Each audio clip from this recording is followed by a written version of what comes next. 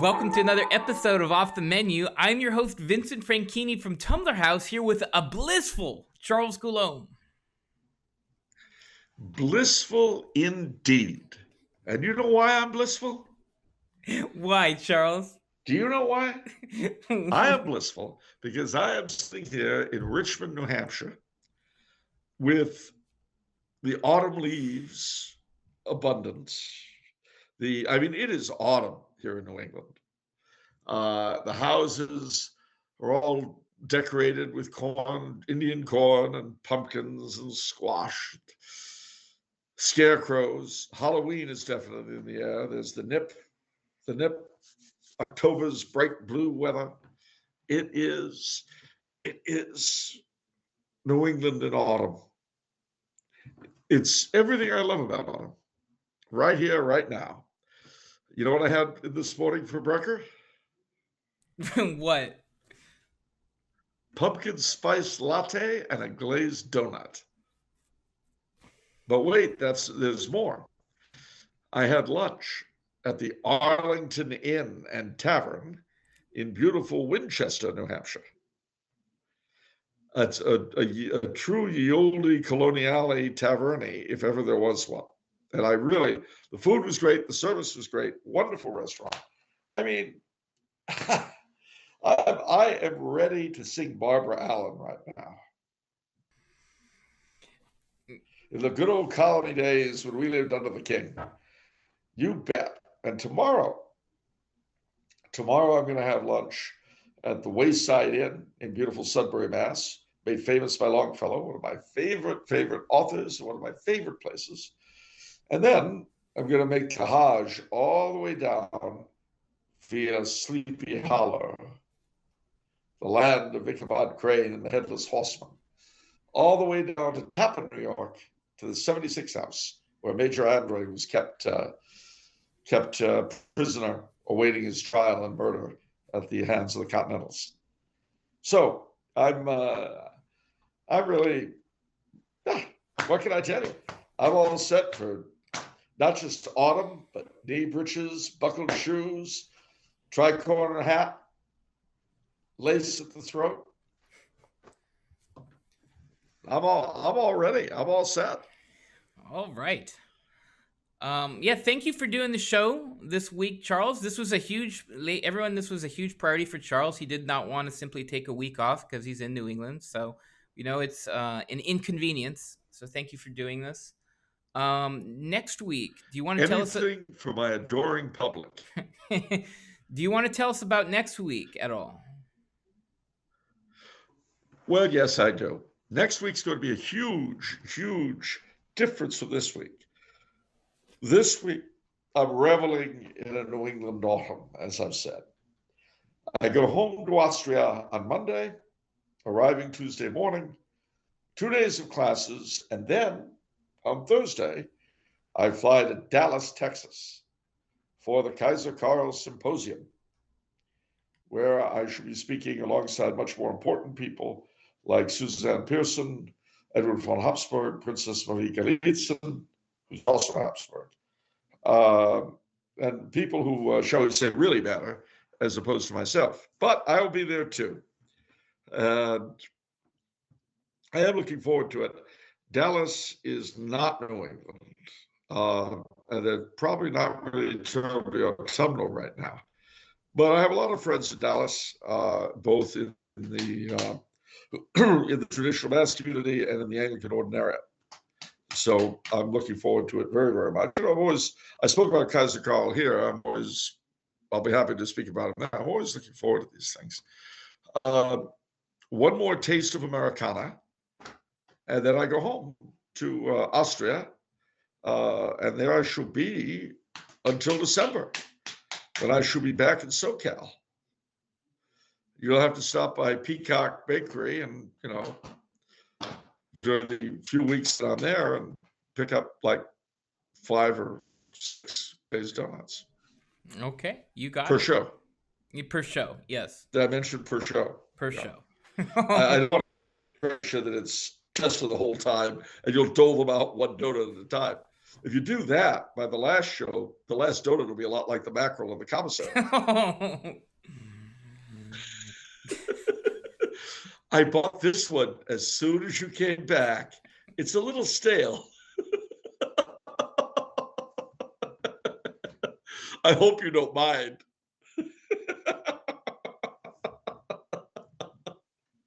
Nothing says I really don't care like a stale glazed donut. This is something to bear in mind, ladies and gentlemen. If you ever want to break up with a girlfriend or boyfriend, give them a stale glazed donut, and your intentions will be kind of clear. Do you remember Dilbert?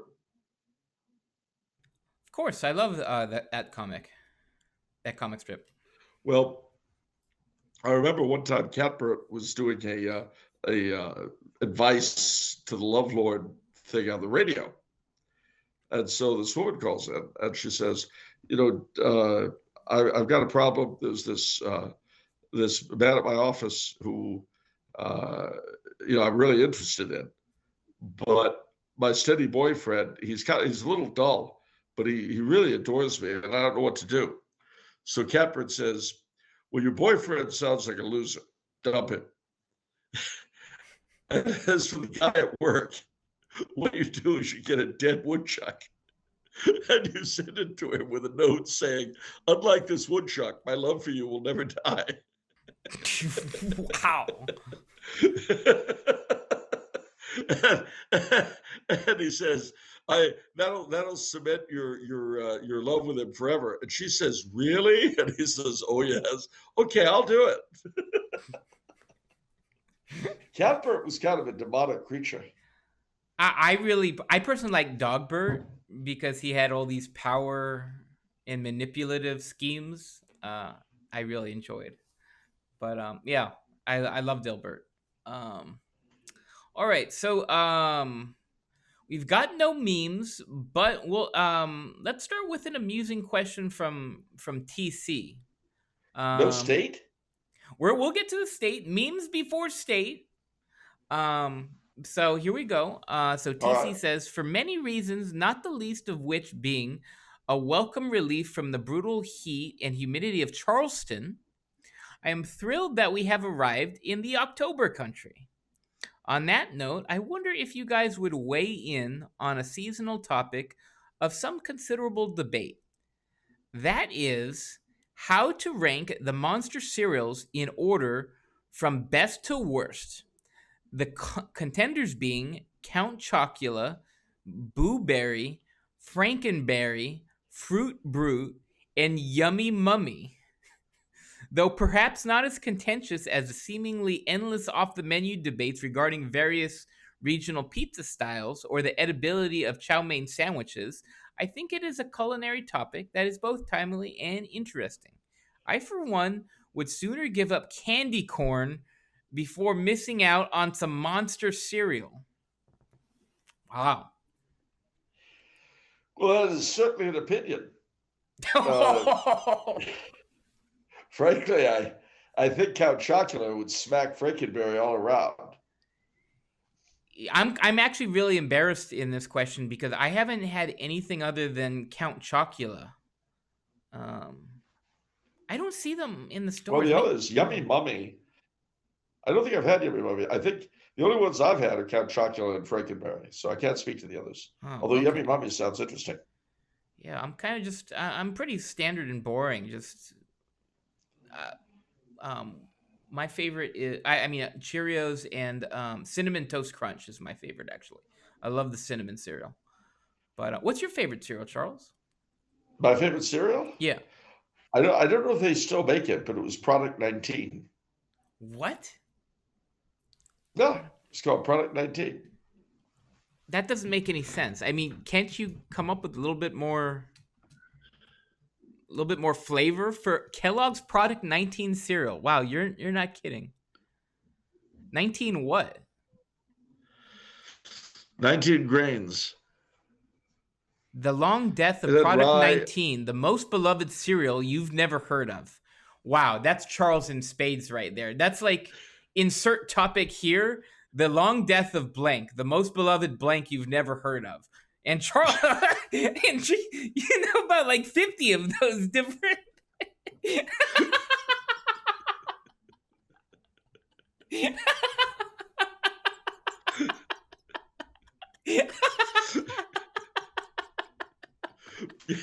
Well, what can I tell you? I'm an acquired taste, like everything else. Oh man, that's amazing. Anyhow, product 19. I don't know what the 19 is, but Kellogg's. So it just looks like normal cornflakes to me, to be honest.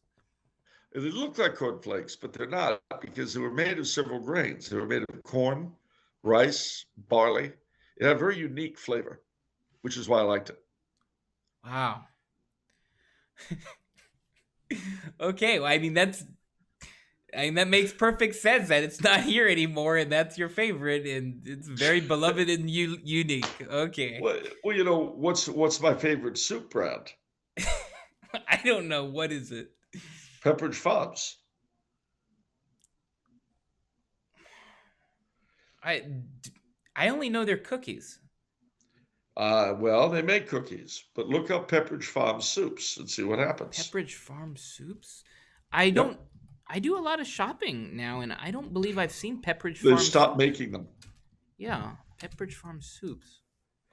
And my favorite Pepperidge Farm soup was called Hunter's soup. Could you say that again? Hunts? Hunters, as in Hunter. Pepperidge Farms. Just look up Pepperidge Farms Hunter's soup. Pepperidge Farm. Hunter's soup. And that's. Wow, some of these pictures. Looks like chicken noodle or something. What's that? I said it looks like chicken noodle soup or something. No noodles. Wow, some of these are pretty exotic. Maine lobster biscuit. Bisque. Or bisque, excuse me. Chicken with wild rice. Hunter's soup. Yeah, there it is. Wow, Charles. I'm so sorry that I love everything. I'm so sorry that everything you love is just dying. Everything is just going the way of the dodo. Yep. Well, you know what it is? It's life's way of slowly pushing me out the door. Oh man. Well, see, that's why I'm blissful now, because I'm in an area at a time of the year and everything else that, you know, my dad used to say that autumn is the only honest month.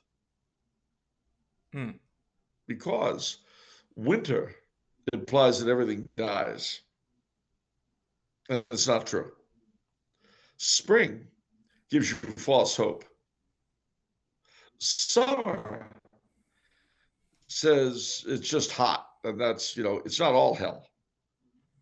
But autumn shows you that death and beauty coexist. Interesting. Wow. That's deep, dude. Far out. Really? Would you like some candy corn? And of course, you know, the two big holidays, of course, are Halloween, which speaks to us of the dead, All Souls, All Saints, and Thanksgiving, the harvest, the being grateful for what we've had. Those are very much themes of autumn. All right. Time for the state of the week. Okay, what we got? I think someone requested this last week, so we're going to ask it this week. Arizona, put on your rainbow shades. Well, Arizona. You know, there used to be the Arizona tourist people had a wonderful series of television ads promoting tourism in the state, as tourist offices will. But they juxtaposed faux old movies with what's supposed to be the real deal in Arizona now, or at least when they were making these things. The one of them I always remember was the first part would be in black and white, like an old black and white film. And you see this old guy at the telegraph office with the visor behind the cage. And he goes, Arizona? I'm sorry, ma'am. The lines are down. And then there's a cut to modern telecommunications in Arizona. Well, Arizona happens to be a state I'm very fond of. So we'll go, I guess, from north to south. In the northern part of the state, of course, you have most and first of all, the Grand Canyon. One of the great natural wonders, well worth seeing. Near it is the fabulous Monument Valley, Canyon de Chelly, all of which are extraordinary rock formations and so forth. John Ford used Monument Valley for the filming of any number of Western films. Really, really lovely places. A little bit further south, you come to Flagstaff, which is way up in the hills and has lots of pine and all that. It's quite nice.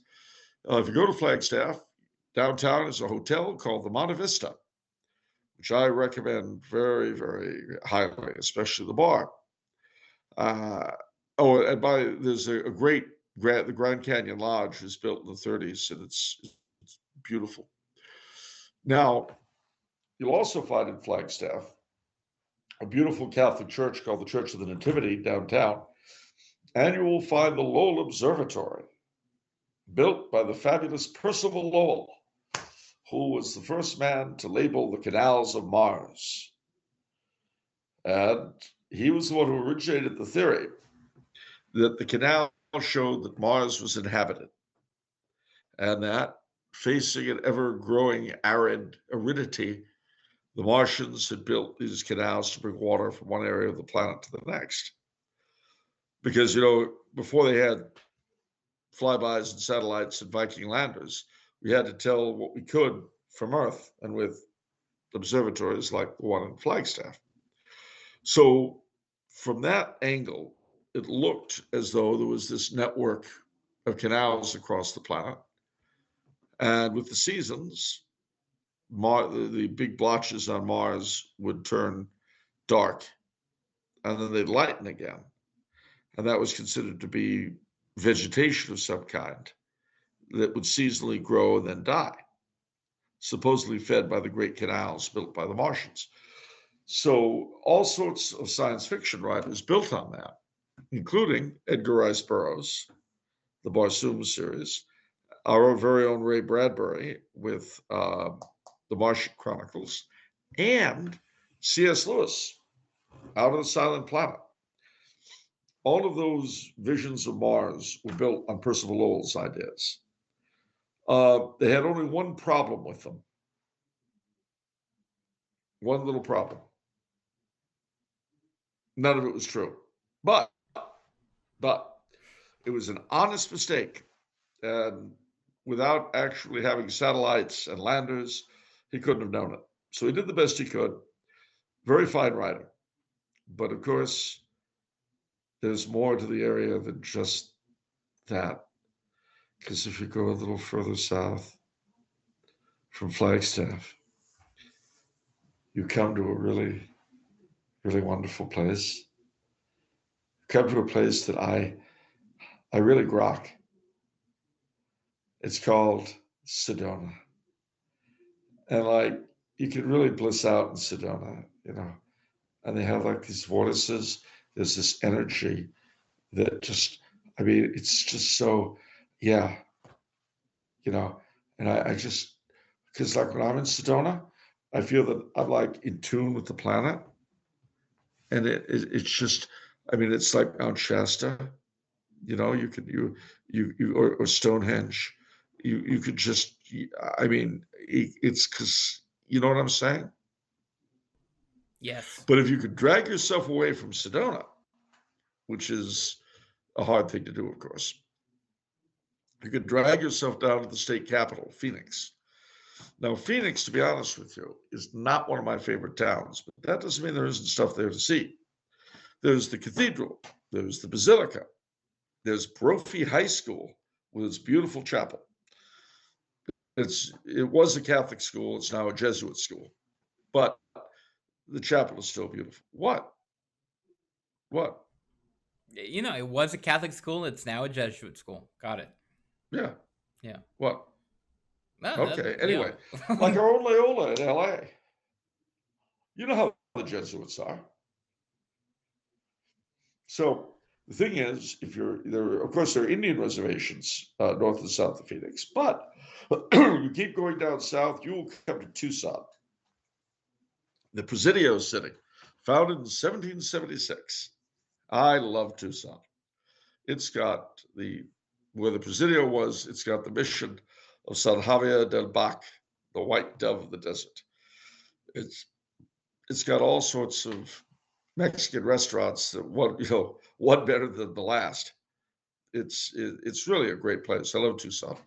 Go a little bit further south, and you come to Tumacacore, which is a mission like San Javier del Bac, but unlike it, in that it's run by the National Park Service. But it's still worth seeing, even though it's no longer an operating church. Go a little bit further south. Oh, how could I do this? I forgot to mention between Tucson and Tumacacore is Tubac, which was another Presidio and well worth seeing. If, like myself, you're a big fan of Spanish colonial, there you go. South of Tumacacore, you will come to, you guessed it, dare I say it? Yes, I dare. Nogales, which is on both sides of the border. And again, if you're a big Mexican culture fan like I am, you'll love it. Near there is Sierra Vista, which is the civilian town servicing Fort Huachuca, not Fort Waka Waka, Fort Huachuca, which has a very interesting museum. The cavalry were there and so on. There are some old mining towns scattered in southern Arizona, Benson and Wilcox and so on. Away in the far, far northwest corner of the state is Hoover Dam and Boulder Lake and all that stuff. And Arizona is a fascinating town. Oh, I forgot Yuma, Arizona, which was briefly the site of a Spanish mission, and the Catholic Church in the downtown is considered the successor of it. So between the deserts, the mountains, the history, Arizona is altogether a delightful state to visit. All right.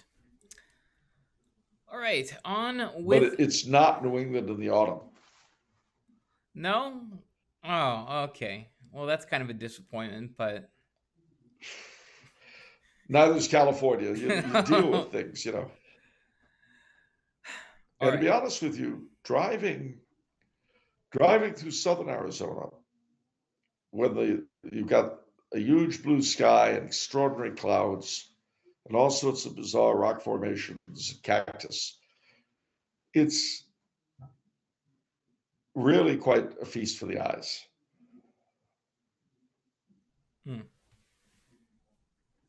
Yeah. All right. Questions time.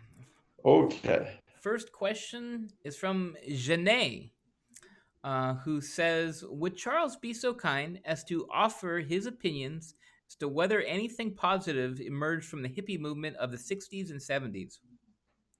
Was there, for that matter, anything positive at the root of it? My husband suggested that I, as a wheelchair user, may owe a lot of my disability rights to the movement, but I'm not entirely convinced that this is true. Oof. The hippie movement, the counterculture. Well, it was a mixed bag in the sense that, as Tolkien said, who, the popularity of his books came to us from the hippie movement. He talked about, in one of his letters, the behavior of young people today, which is not solely about the cult of, as he put it, fainéance and filth and the drugs and the rest of it, but it's also partly a hating of conformity, a sort of unconscious yearning for cavaliers. And I think that's true. I think that's quite true. Similarly, the hippie movement, the counterculture, had a social side and a political side, represented on the one hand by Haight-Ashbury in San Francisco, the social side, and on the other by Berkeley, the political side. Now, the political side, I've got nothing good to say about. There's a very funny documentary, well, it wasn't meant to be funny, unconsciously funny documentary, called Berkeley in the 60s. And my late lamented friend Jim Thomas saw it, and he described it to me. He says, the left takes a good, hard look at itself and likes what it sees.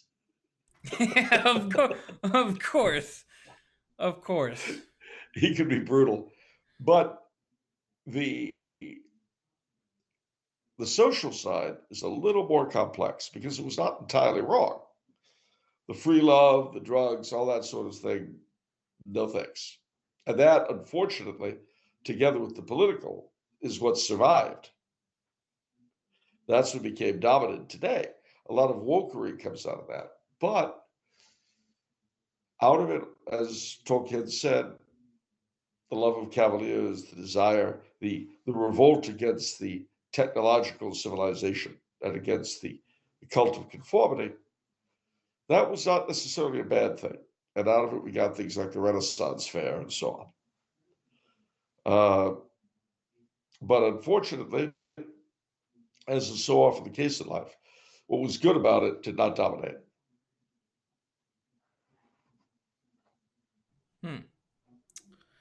Okay.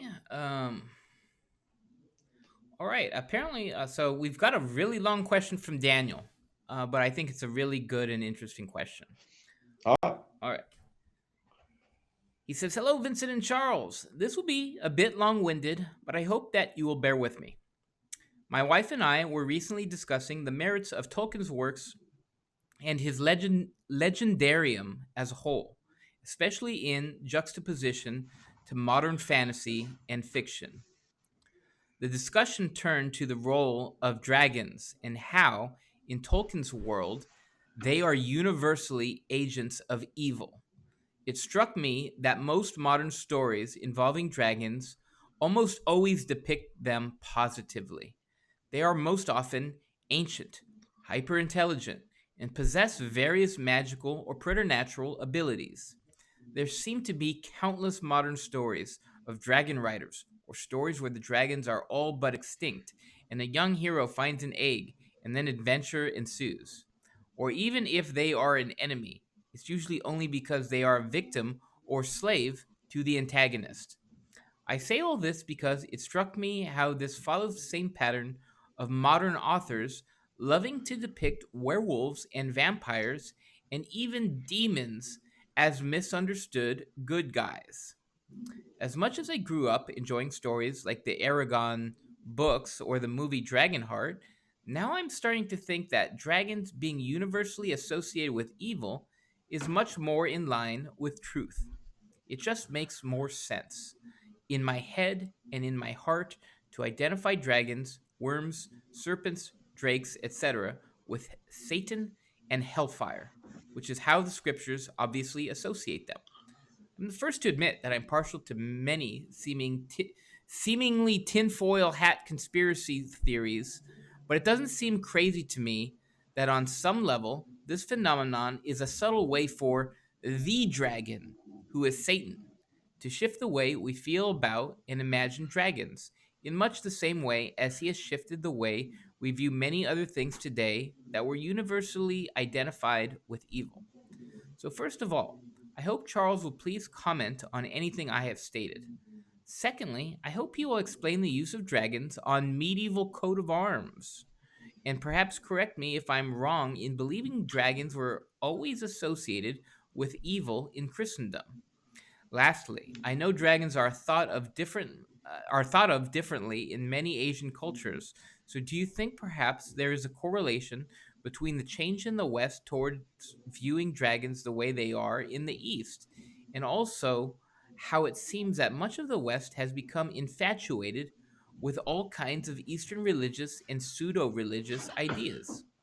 Finally, I want to make the disclaimer, lest my comments give the opposite impression, that I do very much enjoy and value fantasy and fairy stories. This whole line of thought has come about because my wife and I recently had our firstborn child, and it has made me reflect more on what I want her and any other future children's imagination filled with, and lessons and principles I want her to learn from stories. As you well know, fantasy and fairy stories can often be imprinted on our hearts and minds more than a catechism. So, in an ideal world, we hope that stories reflect the universal truths and complement Catholicism, not compete with it. Tolkien's stories are obviously a prime example of that. Woof. Well, that's an awful lot, but it's an awful lot, as you said, it's an awful lot of good stuff. Well, first and foremost, he's quite right in the sense that dragons, vampires, werewolves, etc., were always seen as evil, and then in recent decades became misunderstood and this and that.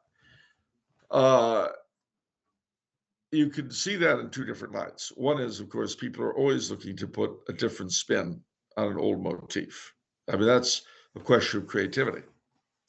That's on the one side. But on the other side, there's also the fact that as a whole, our society tends to make what was evil good and what was good evil.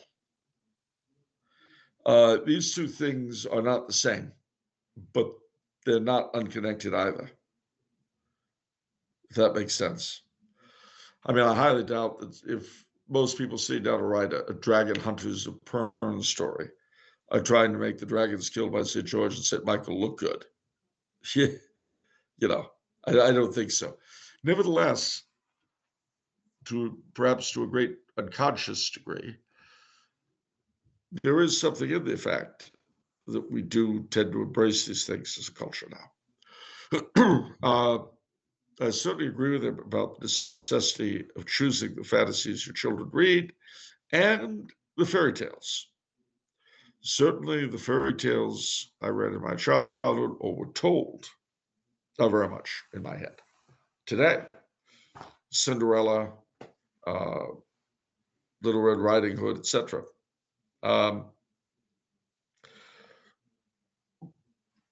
So, yeah, be careful. You know, you want to give them stories that reinforce the values that you want them to have. It's interesting, too, if you read, say, the Chronicles of Narnia, the closest Lewis comes to being sympathetic to a dragon is when a kind of silly kid gets turned into one. But it makes very definite that that's a curse, and that the reason why he became a dragon was because he had bad dragonish thoughts. And then his only method of escaping it is direct intervention by Aslan, who, as we know in the Narnia books, is a Christ figure.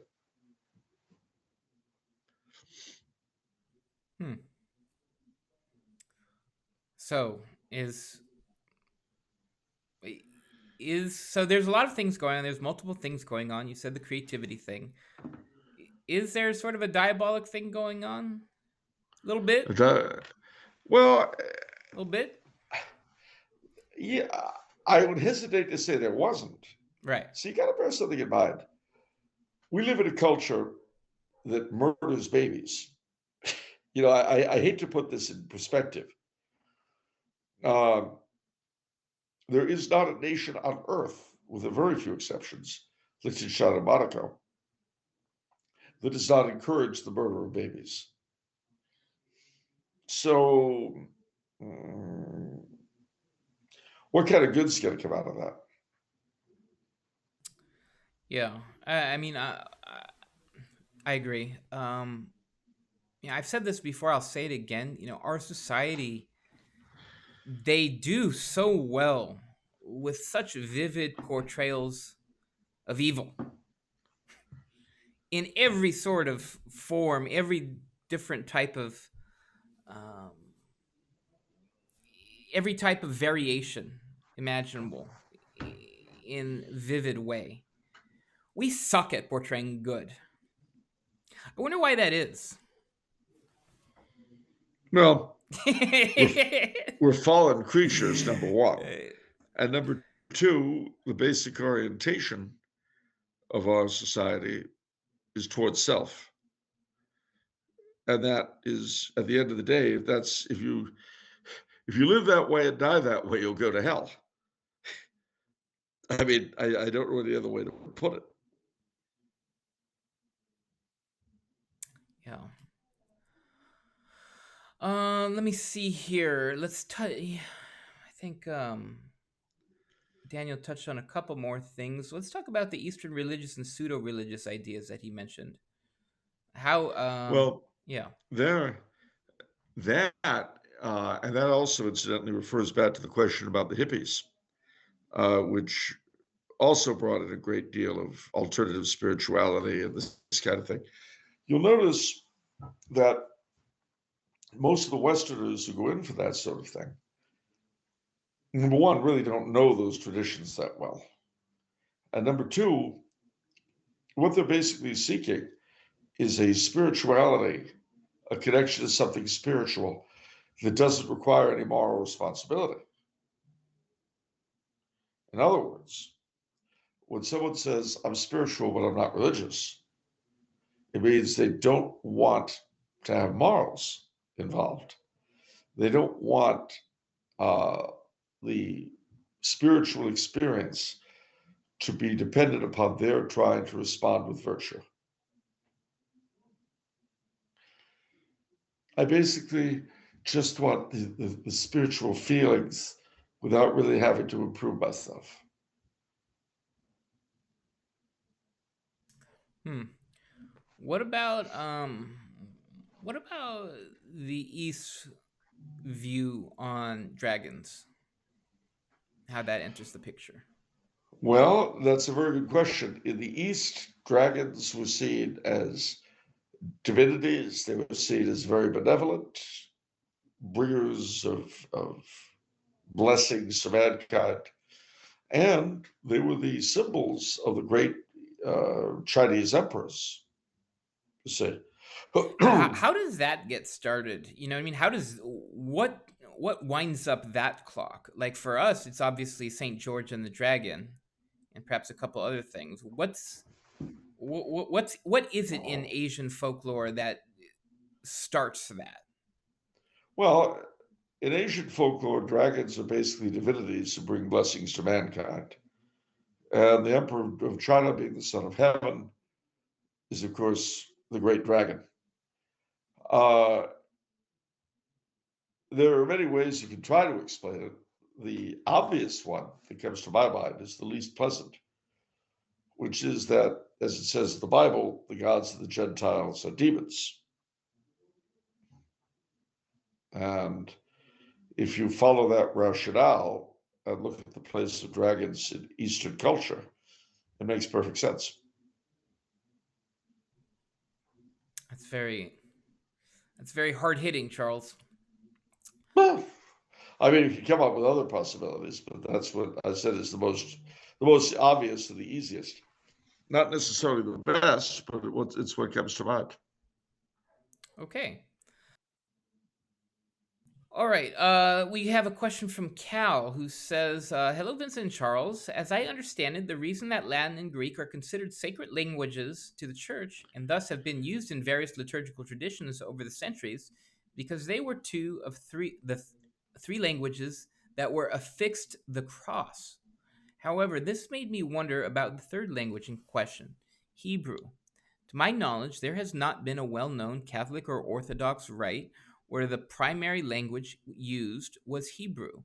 Are there Hebrew based rites of which I am unaware? Furthermore, if Hebrew was a language used within the Jewish temple, why is it that it has been largely eclipsed by Latin and Greek in Christian liturgical traditions?"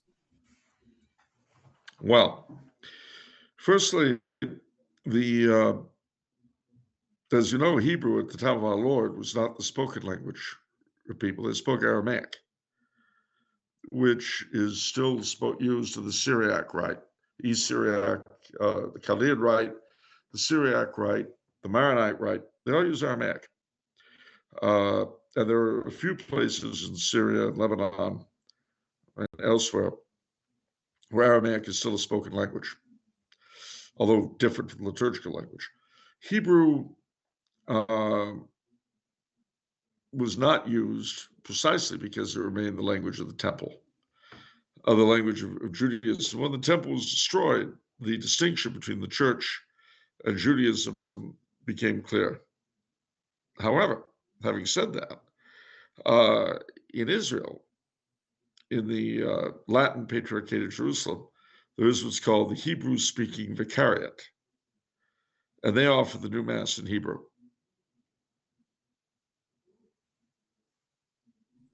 Okay. Question from Chicago Jacobite. It says, when answering a previous question of mine, Charles mentioned offhandedly that you had worked with Mort Sahl, who was a fascinating man and witty to the extreme. Will Charles tell us what he can of Sahl and add any personal anecdotes he may have of that extraordinary man? I didn't work with him. I met him once in September of 2017 at Mill Valley, where he was performing one night a week. He was in his 90s then. He's since died. He was a political comic in the early 60s, great friend of Lenny Bruce. In those days, that was considered rather rare. Political comics were often called, I quote, sick comics. He was a very left-wing individual back then. Knew the Kennedys quite well. And after JFK was killed, his career went into an eclipse. He got very involved in conspiracy theory over JFK's death. But he emerged from that and became a much more conservative comedian than he had been.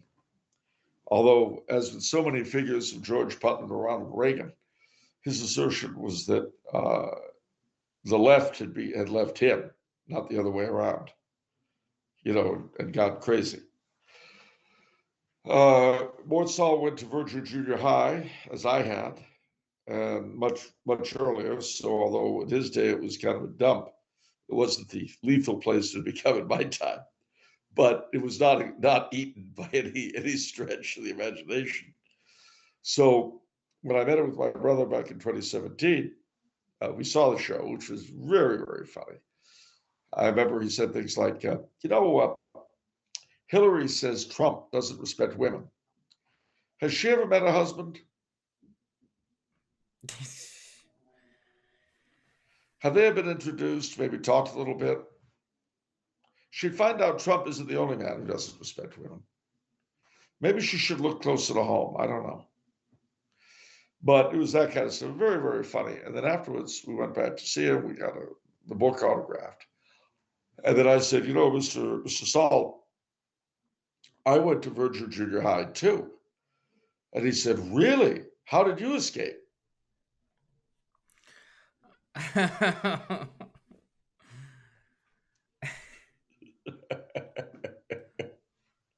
So he was a lot of fun, and I enjoyed meeting him. All right. Last question for today is from Anita, who says, "Dear gentlemen, I'm very glad to see you back. I want to ask Charles, as an observer on the ground in Central Europe, what he sees on the horizon as a result of the burgeoning costs of food and energy in Europe. I'd also like to ask Vincent what he is seeing along those lines in my hapless home state of California, whose rulership is at least as reckless and feckless as in Europe. How's this all going to end up? I think we are now living in a world where we will need to pray 15 decades of the rosary every single day, make the 5 first Saturdays and 9 first Fridays, get enrolled in the brown scapular, and pray the little office of the Blessed Virgin. God bless." First, I would say that her solution is correct. I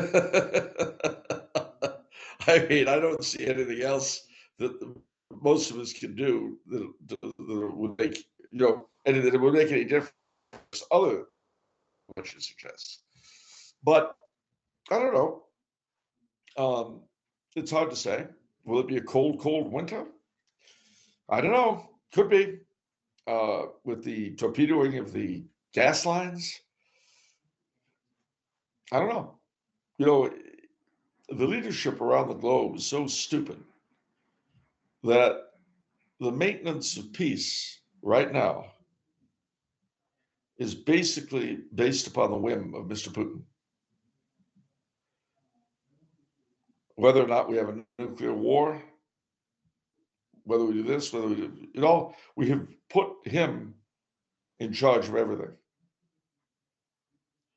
And this is at a time when Western Europe's leadership is so stupid, you barely know what to say about them. And they look for leadership to the United States. And our outward leaders are President Hindenburg and Madame Pompadour. We have no idea who is really formulating U.S. policy, or if there is one.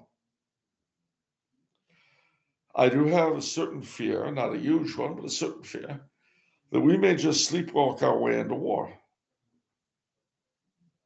You've got morons on top. They don't know what they're doing, and why should they? So I have no predictions.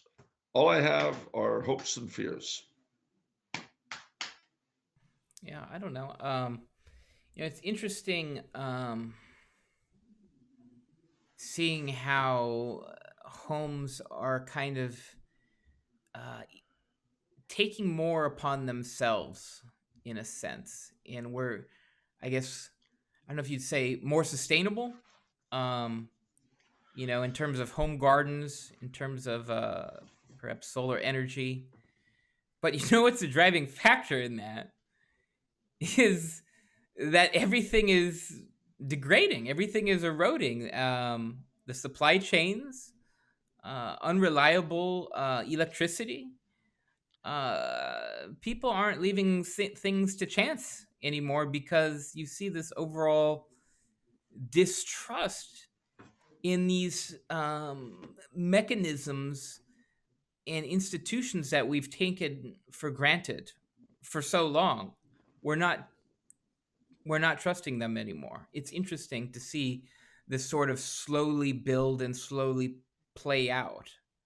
It's kind of it's reminiscent of. I remember a lot of various conversations of Star Spangled Crown that we've had, right? Where it's like, well, what does that even look like? How do we even get to that situation? And basically, you had said something akin to, all the institutions of the United States slowly cease to function. What do you say? Media without truth, education without learning, church without religion. These basic institutions aren't delivering the things they're supposed to deliver. So it's interesting. It's interesting. But I don't know. I'm always such a positive guy, kind of. I always, I'm never looking at, oh, that person's not doing their job, or this person's not doing their job, or, blah, blah, blah, blah, blah. Like, for me, my personal reaction is, I'm going to do my job. I'm going to prepare. Okay, everyone else is failing. How do I protect my family? You leave the things that aren't in your hands, you leave them there. That's not your concern. That's not your worry. You do what you have to do for your family. No, see, I'm just the opposite.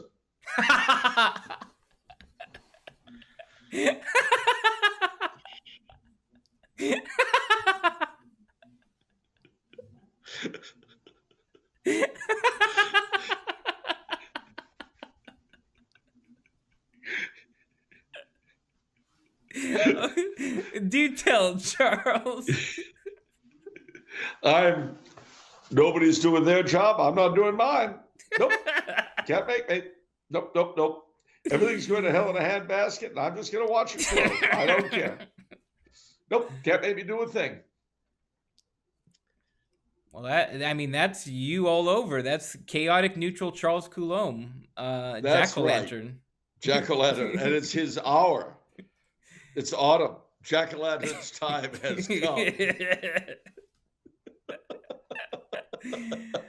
Oh, man. I see. You expect to make some sort of progress, do you? We'll see about that.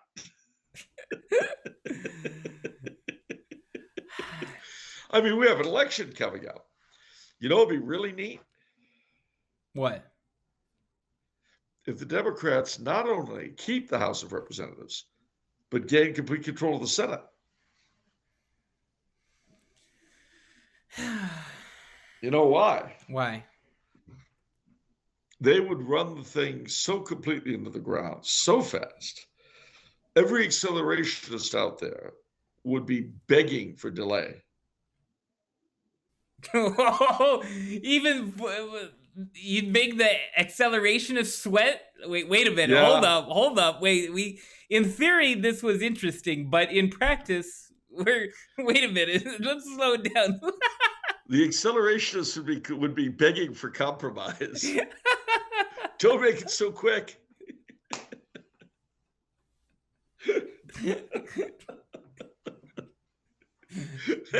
No, I didn't mean for that institution to fall apart completely. See, we all have pets, you know, and we don't really think these things through. It's like the old joke, as in 250 years old, about the French revolutionary who said, well, I understood we had to murder the king, but getting rid of knee breeches? Wow.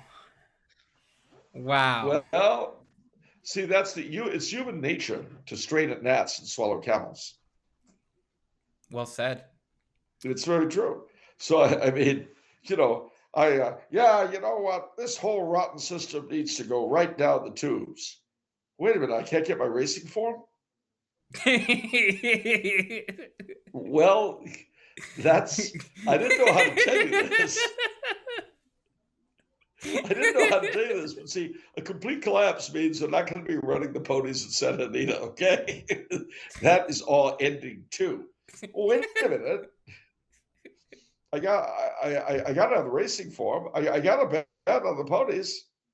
Well, you know, I sympathize with how you feel, but that's just not how it works. But we're like that. We're like that. We strain at gnats and we swallow camels. Yeah, absolutely. Well, I mean, the obvious reason for that is, you know, accelerationism is this sort of like abstract, you know, theory, whereas racing form, that's real life. Yeah. You know what I mean? So it's like there's this divide there. Yeah. You know? And we don't think our theories will ever affect our real lives. And part of that is why I can't stand academics, honestly, is because of that divide. What?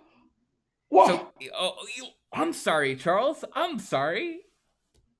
Thank you very much. Let me tell you something.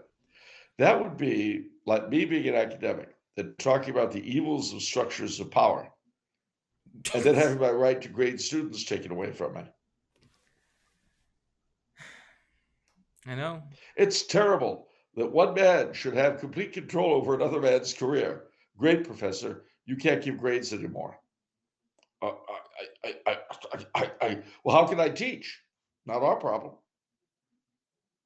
Or contrariwise, in the cities where they defunded the police and couldn't understand why the crime and murder rates skyrocketed.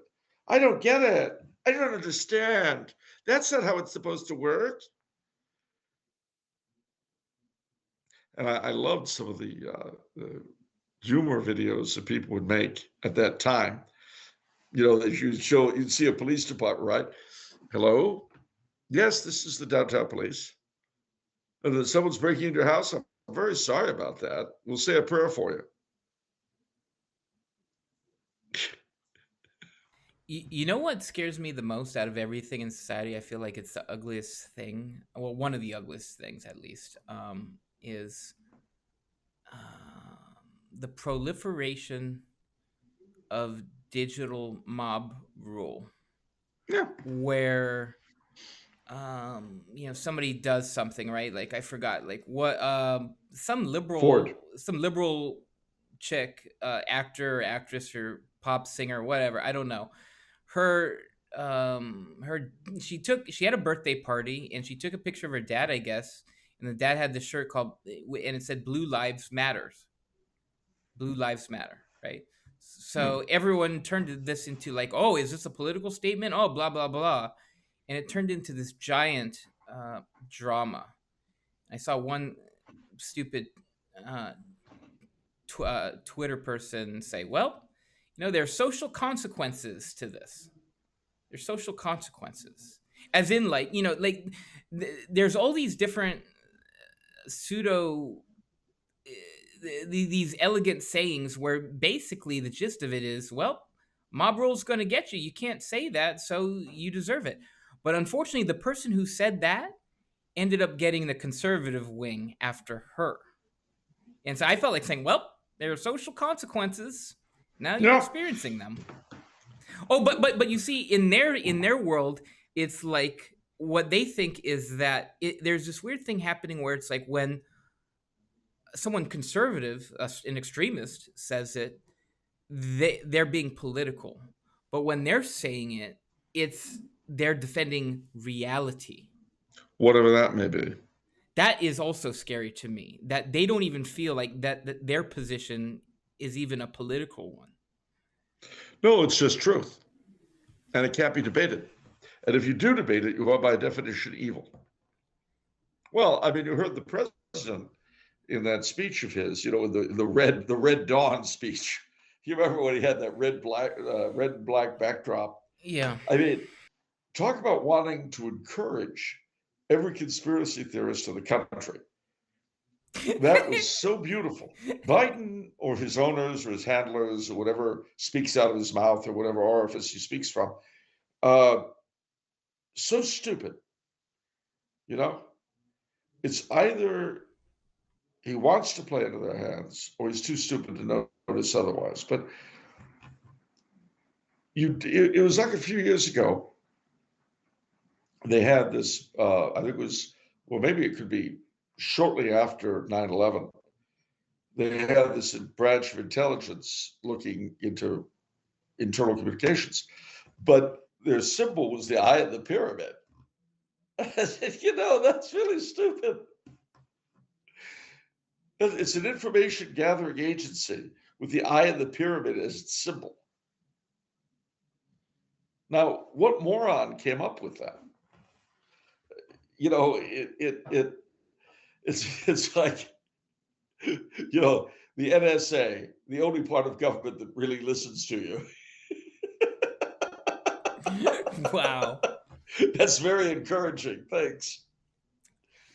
But my father, who, as you know, was the author of Endless Useful Statements, all of this reminds me of a statement of his, which was, and I quote, "When you're stupid, bad things happen." And when I say our leadership is stupid, I have to emphasize this once more.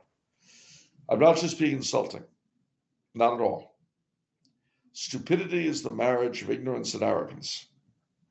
And our leaders are ignorant and they're arrogant about it. And they are so in charge. And the problem with that is that stupid can kill. And when you're in charge, stupid can kill a society. And this is why I say, once again, in response to our last question, I have no predictions. I only have hopes and fears. You uh, that really cuts me off at the knees, Charles, because I was holding in a question about predictions for the past 2 minutes, because there's All right. something there's something happening in our videos. It's really fun to watch it, sort of like the slow drip of it, which is, I see these comments where someone will say Charles Coulombe predicted the future. Charles Coulombe predicted the future. Charles Coulombe is, the prophet. The various videos that I kind of turned into mini segments. One on draining the swamp, where you sort of predicted the ramifications of that and the reaction from that. Sort of the Trump presidency, various aspects of that. I think in this hypothetical scenario you talked about like Ebola or some serious disease, and you said, what if this happens or what if that happens? And sort of the scenario you laid out, I believe, was pretty similar to how the government, the people in charge, handled things. And so people are looking at that and be like, wow, he looked into his crystal ball. Do you Well, I have didn't. any of that right for us moving forward? As a student of No, Criswell. I mean, As a student of Criswell. that's I can't really channel my inner Criswell. If I did, I would tell you pregnant women would land on the moon. No, the truth of the matter is that it's just a question of logic and a knowledge of history. People act in certain patterns, and it's just all there is to it. It's not the tarot cards, the crystal ball. What it is knowing how people act according to certain situations. So looking at things as they are now, the reason why I'm fearful of another war is because we are governed by people on all sides, in my humble opinion, both in Russia and in the United States and her allies, whom I frankly do not trust any longer. I don't trust their judgment. With Putin, I don't trust his judgment. Well, I mean, is that news, truly? I mean, when did you trust people's judgment? I mean... Well, I had a lot of hope once upon a time for Putin. But now, I don't. Now, whether it's his own personal issues or whether it's his advisors or what it is, I don't know. But,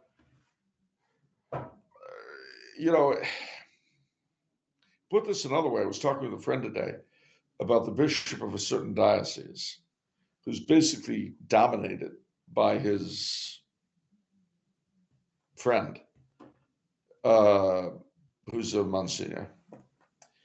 And the friend I was talking with likes the bishop very much. And I said, well, that's nice, but the bishop's friend makes all the decisions. So the bishop might be a living saint, but it doesn't matter.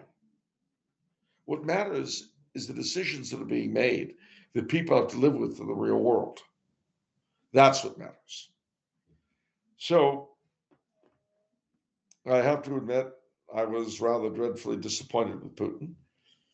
Biden has consistently lived down to my worst fears, and I wonder who's really in charge in my country. The European leaders, for the most part, are wing-wangs of various varieties. A bit saner in Central Europe, but there are certain issues there. The religious leadership, well, you go to the Holy Father, and I won't even touch that. So we're in a position right now where we have men, to put it mildly, of extremely limited ability at the helm everywhere. Nothing good can come out of that in the immediate. Now, a lot depends on what kind of bad comes out of it, because there's bad and there's worse. There's a difference between things like the gas shortage of 1972, which was a pain to live through, I can tell you, and all-out war. There's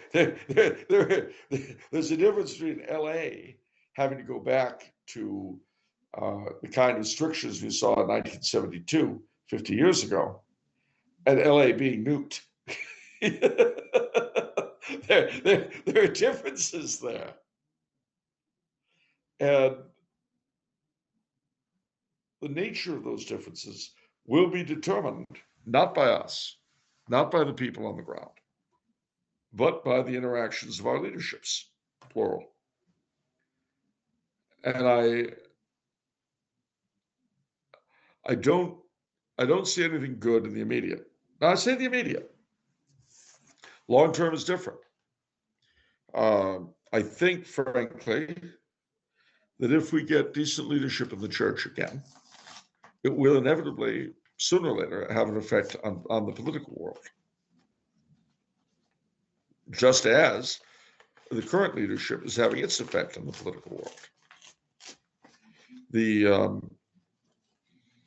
If the time ever comes that, and I'm sure it shall sooner or later, that we have a pope who is willing to preach the faith to the world, regardless of the consequences, then I think we'll have something. But if not, not.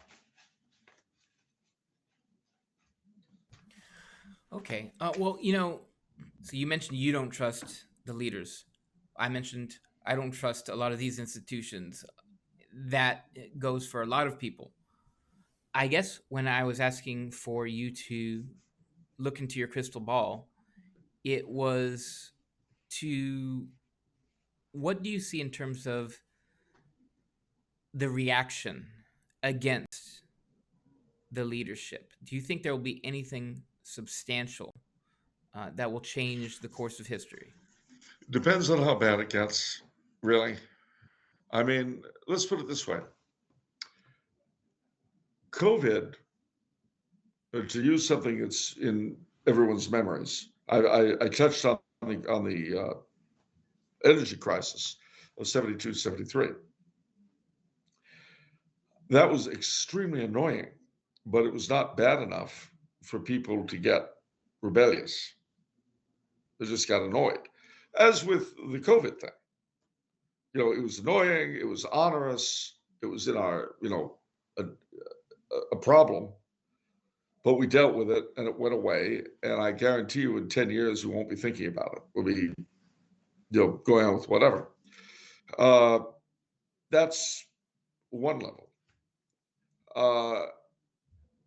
How bad it has to get to bring about rebellion? That's the question.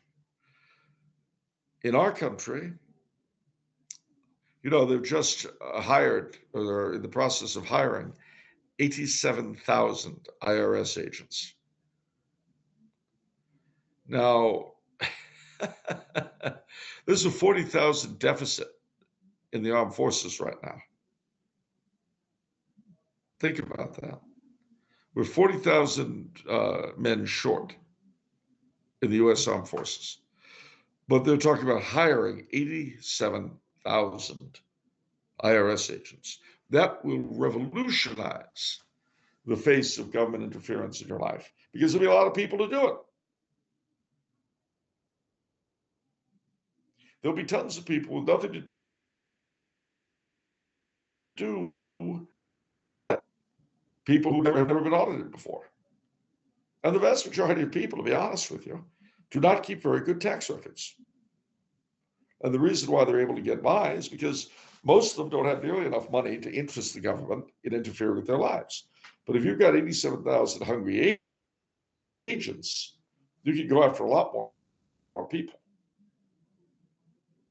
Well, and of course, the justification is that with all of these people not paying everything they owe, the government's losing a lot of money in the aggregate.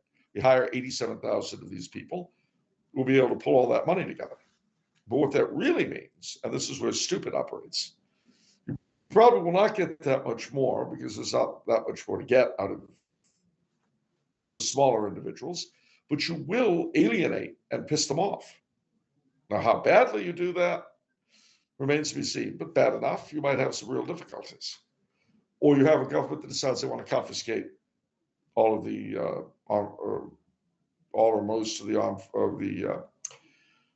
guns, the weapons. Or you've got a government that's even nastier about their whole rainbow thing in one way or another. Like, for instance, imagine that you had a government that declared that all schools, not just public, had to do the whole LGBT thing.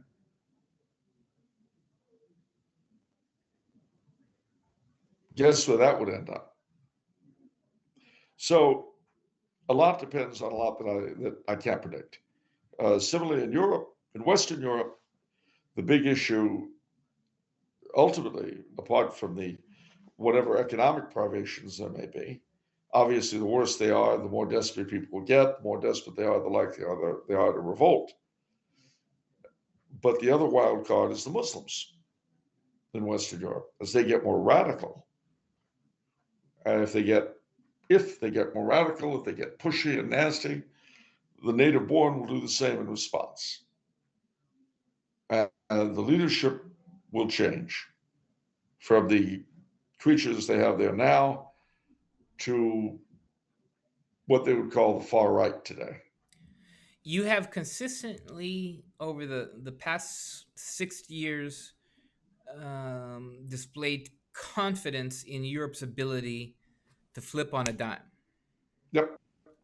So you still believe, but then America, you've always said not sure. No. Yeah, that's interesting. So okay, so Europe is, so you're more confident in Europe in a sense. I'm not confident. No, I'm not. I mean, they'll flip on a dime, but how they flip and who flips them? That's the question. I mean, to put this another way, if you went to Berlin in 1928, you might have been utterly disgusted by the decadence of Weimar. Well, then you go into hibernation. You come back in 10 years, 1938, and it's run by the Nazis. Well, okay, the decadence you were disgusted by is gone, but Okay, that's a you fair see, point. That's a fair point. but change is not always good.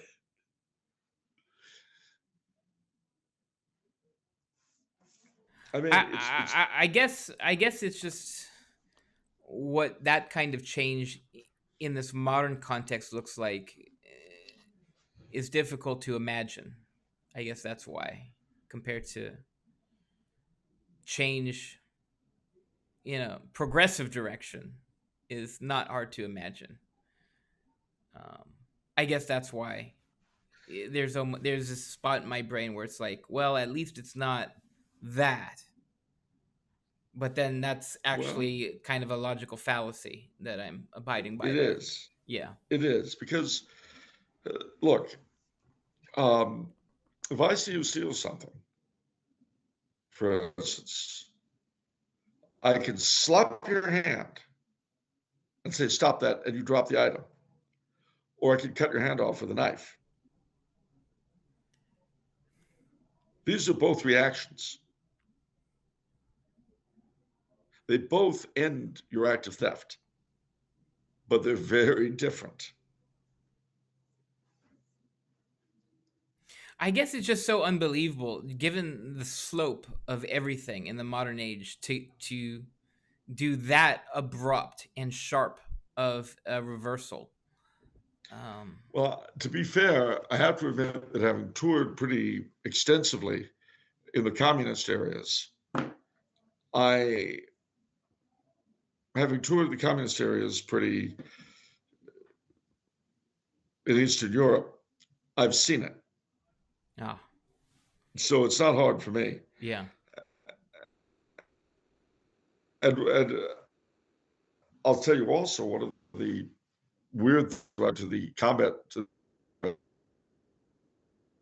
zones in Ukraine, except for language. Ukraine is different from North America or Europe or Western Europe. They've got the same brands, KFC, McDonald's. I mean, you go to a similar scene in the third world, Number one, you sort of expect it because of the unfortunate governance practices of the third world. But also beyond that, it's an exotic scene. It doesn't feel like home. You know, if you're in Bangui, Central African Republic, trust me, it does not resemble Arcadia, California in the slightest. Bucha, Ukraine resembles it a lot more. And like, for instance, when, as I did, you're walking through the ruin of a gutted department store that was where there was literally fighting inside it. And the place looks like something out of World War II, except there are contemporary brand It's labels like a all over the Target place. or Ralph's or something, right? Or Walmart. Yeah, Yeah. and it feels like you slipped into the Walking Dead episode. Wow. So I, what's his name? I think it was either Upton Sinclair or Sinclair Lewis. I was confused the two. But one of them wrote a novel called It Can't Happen Here about the rise of a dictatorship in the United States. Now, regardless of the specifics of the novel, the title is an important fallacy. It can't happen here. Of course it can. Anything can happen anywhere. It all depends on the players and the circumstances. And these are a combination of what divine providence offers us and what our various free and fallen wills do in response. And so I believe that Europe will turn on a dime. I believe it'll take the United States a while to become something different, but neither of those things are guarantees of anything better. I mean, it could be bad in a different way. I would just give you an example. I've often, what's the word? I've often fantasized, you might say, about purging Harvard University, and taking the most obnoxious Marxists there and lining them up against the wall. But the truth is, I would not want to live under a government that would take said professors and line them up against a wall. I'd be in favor of their being fired, but a government that would do that, the mass purges of the nature I've described, would not be a government I'd care to live under. But like most of us, in fact, for myself, all my life, ever since Roe v. Wade, most of us do not have the opportunity to live under the kind of regime we would like. When there is a change in the wind and it goes in the direction you're talking about, why are we assuming that it's such an abrupt change? Why does it have to? Why are you saying that it's going to be these teachers are going to be lined up against a wall as compared to just fired? Because that's the nature of Well, the thing throughout all of yeah, history. because see, the thing is, change of that kind, social change, is rarely peaceful. The level of conflict, if it were, there would be no change. But the level of conflict can vary. So, for instance, segregation was dismantled with a certain amount of violence, but a minimal amount compared to what it could have been. In other words, you had some civil rights workers killed. You had various demonstrations. You had the dogs set on the demonstrators, that kind of thing. But that was not mass murders like the Russian Revolution. See, there's a difference. And of course, we get very excited today and thinking over those deaths that did occur and the assassination of Martin Luther King and things like that. But all in all, a system that had endured for 70 years ended with a minimum of violence. And the same was true of the fall of the communist system in Central Europe. There was a certain amount of violence, especially in Romania and the civil war in former Yugoslavia. But by and large, the fall of communism is primarily peaceful, especially compared to what it could have been. So those are two examples of radical change that were not nearly as violent as they might have been. But it could range from that to the Russian Revolution, the French Revolution, etc. How the difference between the two, as I say, depends a great deal on who the characters are that are doing it, who's resisting it, and what the whole story is. But you generally can't predict at the beginning how it's going to work out.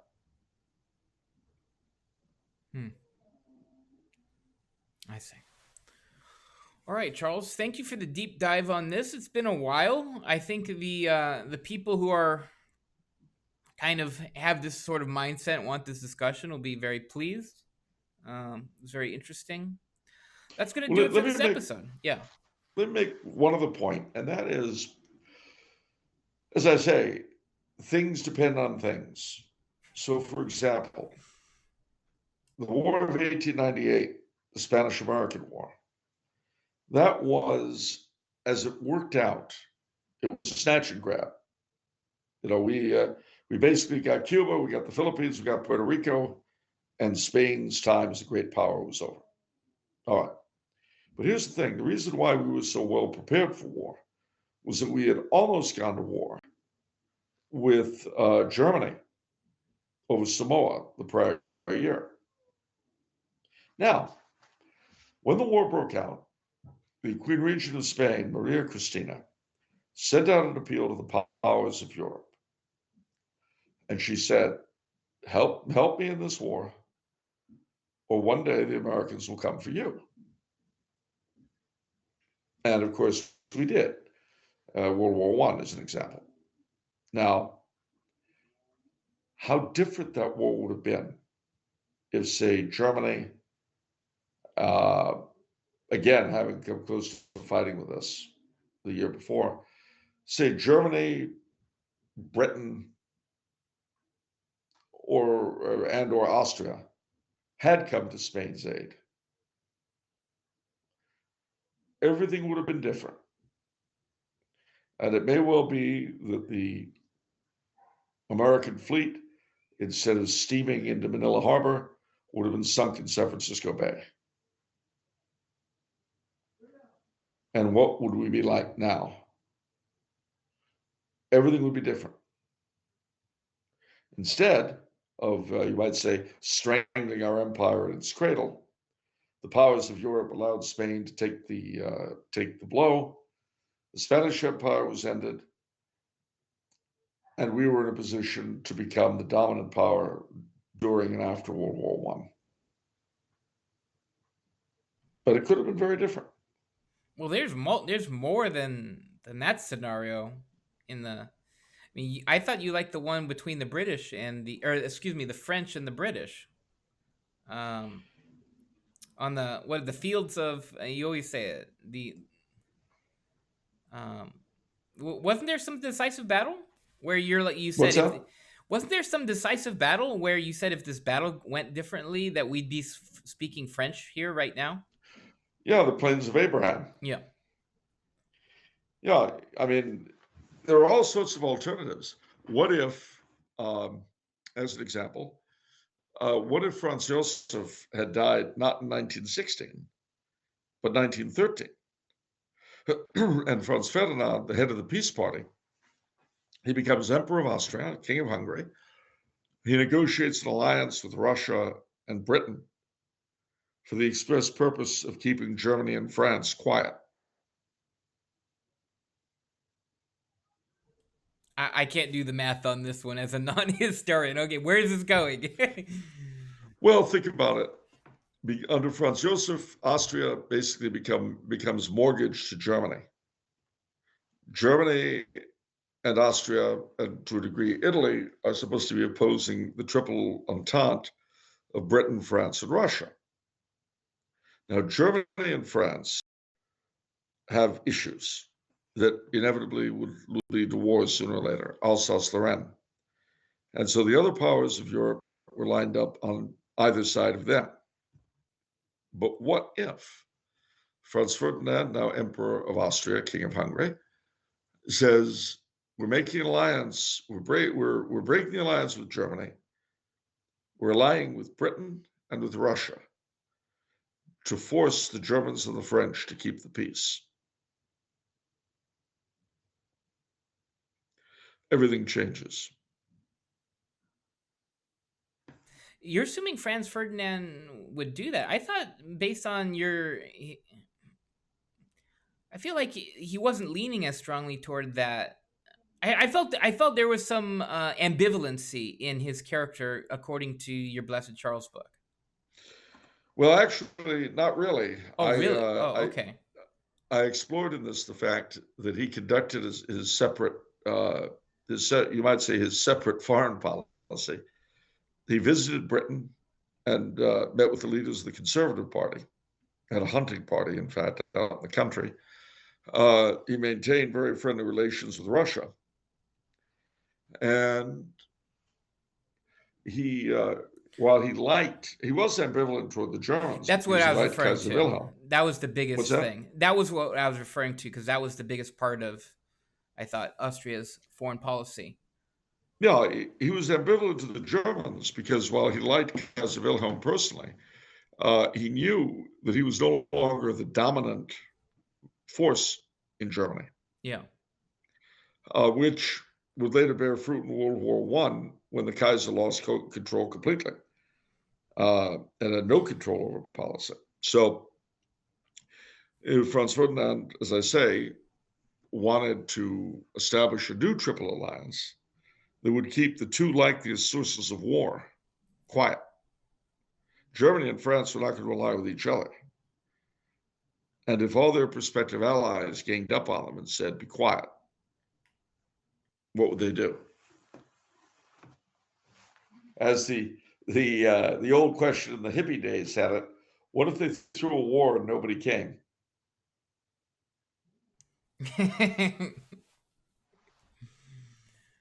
So I think that honestly, things could be very different.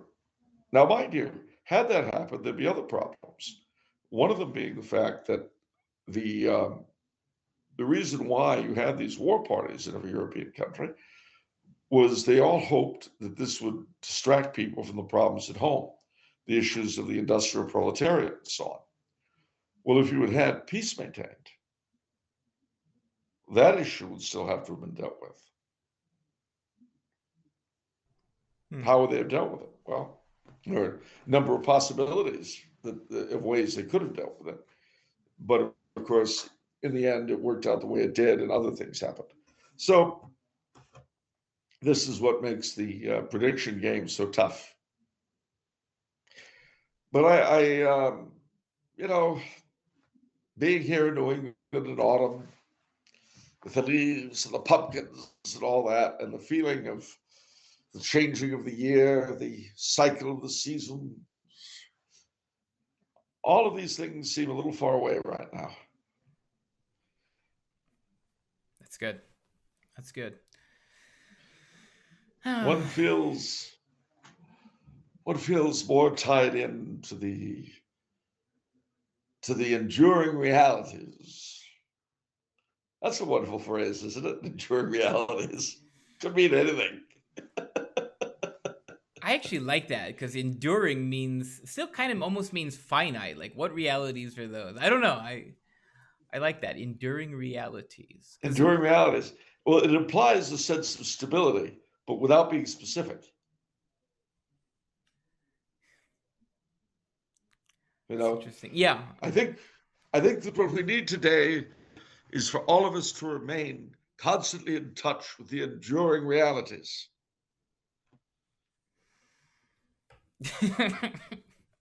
Doesn't that sound good? That sounds great. I want to start using that and really raising some eyebrows. Yes, yes. We we must once again recommit ourselves to the enduring realities. You should be a politician, Charles, but just be completely disingenuous. I think you would win. Well, I won't say who, what, or where, but there's a minor party, members of whom have suggested that I should run for president of the United States. And during the conversation, one of the individuals asked me, "What would you do if you were elected president?" I said, without a hesitation, demand a recount. Obviously, something was really wrong here. Anyway, I do have a question for you. Yes, go ahead. What is it if it's Monday? It's off the menu. And what about the SoUSafe? It may be Euro. Woof! God bless you all, folks. We'll see you next week. Be the first on your block. Some assembly required. Act now while operators are standing by. Operators are standing by while supplies last.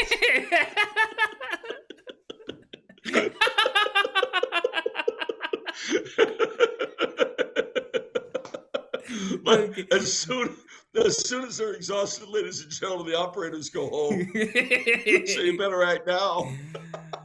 All right. See you later, guys. If all you get is an endless ringtone, it means the operators have left and you were too late.